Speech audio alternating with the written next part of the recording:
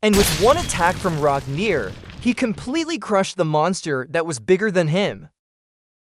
One Piece Manga Chapter 1171, title Ragnir. In this chapter, we will see Ragnir's massive power. Also, we will see the main story after flashback. And finally, we will see Loki in action. So don't miss the full video and please subscribe this channel for more content. The cover page shows a cat putting a kind of cat ears on Zoro. What a funny scene. I don't think there is any deep message here, but you can comment if you find something. Let's jump into main story. The scene shifts to the castle, where we learned from the previous chapter that Harald was finally defeated by Loki. Now Gavin is saying that if Harald had come out in this devilish state, then the world would have been in a much bigger calamity. Gavin was also saying that no matter how much we were hitting him, nothing was happening to him, and his body was regenerating again. Gavin was surprised that finally something was able to stop him. I was surprised, guys, because immortality's weakness is only hockey. But Oda gave us a hint that there could be something else besides hockey through Ragnir. Then Gavin asked Zaharol, did he know that this weapon was so powerful? Zaharol answered that he didn't know anything about this weapon. He was just wondering what would have happened if Loki wasn't here today. But Shanks, who was among them, was not saying anything, but Shanks was looking sad. He was remembering the past, how many dreams Harald had about Elbaf. And he was also thinking that everything his father said was a lie. His father only wanted to use him. And the next scene shows Shanks wanting to separate his hand and from his body, because that hand has that cursed mark, but Gavin stops him. And he tells Shanks that it's a bad habit. He should never resent the circumstances of his birth. But Shanks shouts, why did Harald have to die? Harald was a very pure soul. Shanks then says if he could have done something faster, then none of this would have happened. But Gavin also shouts and replies that none of this is his fault. Then he tells Shanks that he was here for a reason. Everyone's life has some meaning to it.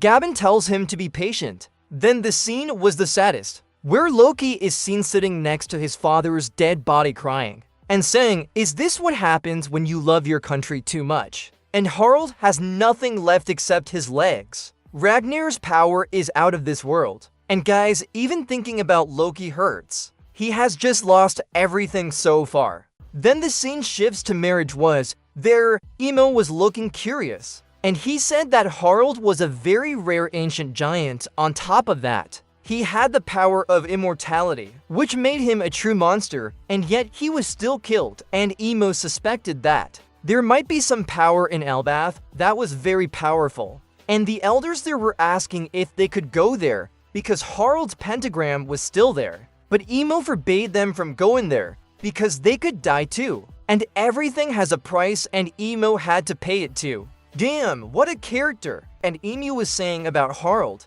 he had no qualms about lowering his head to appease humans. All he ever wanted was communication with other nations and peoples. Harald was a completely different person, but how did he get born into such a savage tribe? And Emo thought that if he had been in the Marines for so long, maybe the Marines would have changed. And Emo then said that a cooperative ancient giant like him will never be found again. History doesn't lie. We will all always be incompatible. Guys, a very deep hint has actually been given here. If you look at that mural of Elbaf, you will see how many tribes are fighting together in front of Emu. So Emo has tried a lot to make all those tribes extinct and is still doing so.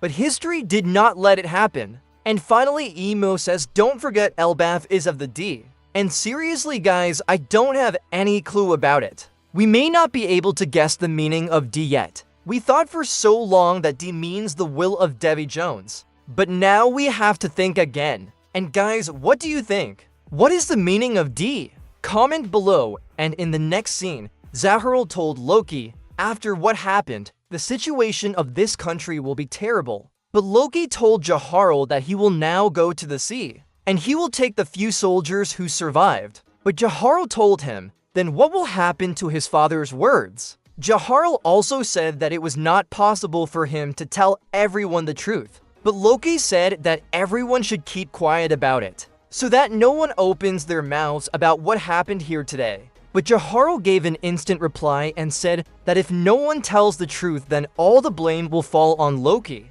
It will be shame as always. But Loki said, I were to become king. Can you see me actually honoring father's ideals? I can only tackle this in my own way. Then Loki said that through this ability, he will settle the regret of his father and soldiers. That means Loki was ready to take revenge from then on. In the next scene, Loki was seen leaving the castle, and Zahral told him not to do this madness. Because the world government is not a small organization, it will not be easy to overcome them. But at that time, Gabin and Shanks were seen completely silent, because they were also on Loki's side. And finally, this long memory ends, and the story shifts to the present. Then Loki says that he then goes to the sea, and then Elbaf's people labeled him Loki the Patricide, and his title became Loki the Father Killer. And Loki also did not let anyone understand the truth behind him.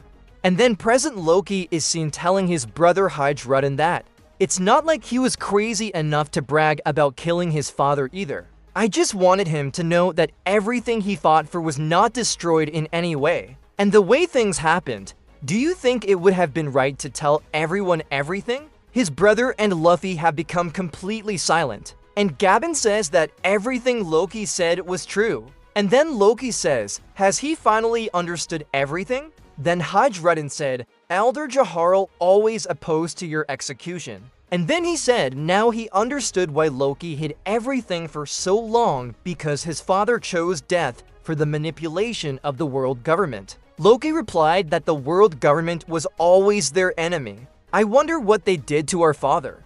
Then Gabin agreed with Loki and said that now they are sending more knights who worked together with your father earlier. And guys, even Loki doesn't know all the details about this, what his father used to do in the Holy Land. Gabin told Loki that if he wants, he will tell him. Loki said that no, he doesn't care about them, because they need no further reason to protect their country.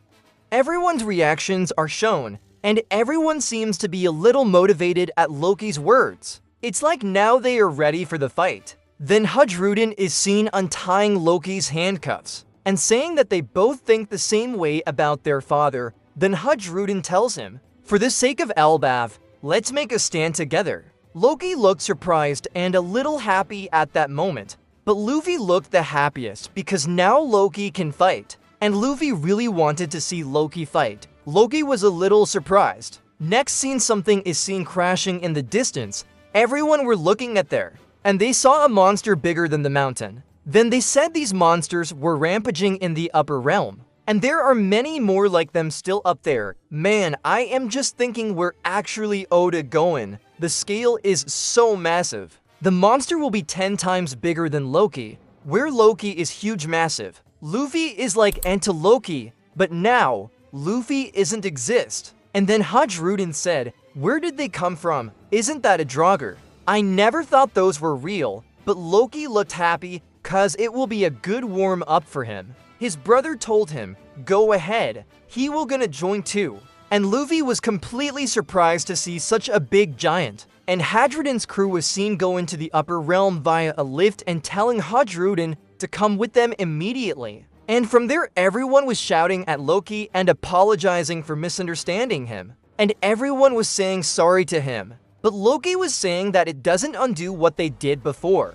So he was telling them to be quiet. And finally Loki got his maximum freedom. He is now free from the chains. And he is now ready for the fight. If you look at this, you will see Luffy on his knees ready to watch his fight. Then in the scene we see Chopper and Gabin. Gabin told him that he is worried about his son. Chopper replied that he is right. In the next scene, Sanji carries the two of them and sets off on the upper realm via skywalking. Man, Sanji also has a great power. Then in the scene, Luffy is seen sitting on Loki's neck. Loki was asking him what is he still doing there. Luffy said with a laugh that he is dying to see him fight. Then Luffy commanded him to show his power, and Loki took Ragnir's into his hand and rushed towards the monster. And with one attack from Ragnir, he completely crushed the monster that was bigger than him. Loki named this attack Niflheim. Man, another mythology. It's one of the 9 worlds of Norse mythology and the homeland of primordial darkness, cold, mist, and ice. And seeing this attack, it is reflected in everything with Loki's attack. Oda-sensei, you are just great. And after this attack, Luffy was completely amazed. This is the power scale Loki has. I am still thinking about one thing. So how powerful is Shanks? Because he defeated Loki in his current state. What do you think, guys? Comment below. And if you want to watch the previous chapters, go to my channel's playlist and tell me how did you like the video. If you want to get more videos like this, subscribe to the channel and give it a like. So see you in the next video. Till then, bye bye.